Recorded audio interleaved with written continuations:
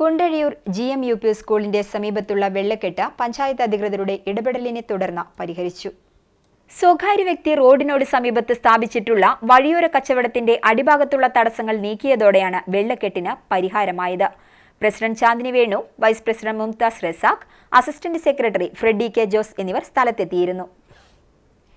ശ്രീ തത്തക്കുളങ്ങര ഭഗവതി ക്ഷേത്രത്തിൽ വിദ്യാഗോപാല മന്ത്രാർച്ചന നടത്തി. രമ്യ അനിൽകുമാർ വിദ്യാഗോപാല മന്ത്രാർച്ചന നടത്തി. പേരാമംഗലം സുരേഷ് പ്രഭാഷണം നടത്തി. ക്ഷേത്രം ഭാരവാഹികളായ president UK Radhakrishnan, secretary KA Sadasivan, treasurer Girish Peechili എന്നിവർ നേതൃത്വം നൽകി.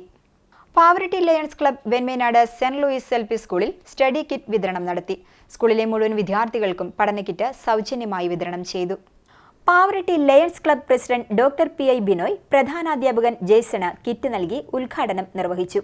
Lions Club regional chairman VJ Thomas, district coordinator VS Sebi, treasurer TI James, secretary Jijo Jose, TT Jose, service project convener Thomson തുടങ്ങിയവർ നേതൃത്വം നൽകി.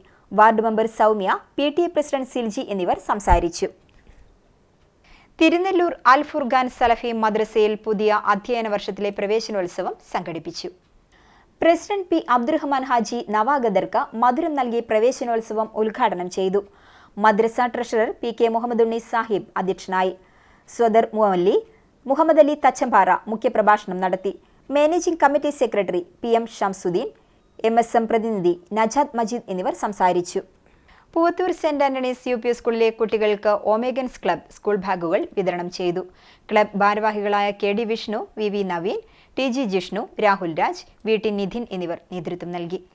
ചിറ്റാറ്റുകര നാഷണൽ പബ്ലിക് ലൈബ്രറിയുടെ 63ാം വാർഷികാഘോഷം ബുക്ക് സ്റ്റാൾജിയ 2024 ചലച്ചിത്ര സംവിധായകനും മുൻ MLAയുമായ PT കുഞ്ഞു മുഹമ്മദ് ഉദ്ഘാടനം ചെയ്തു.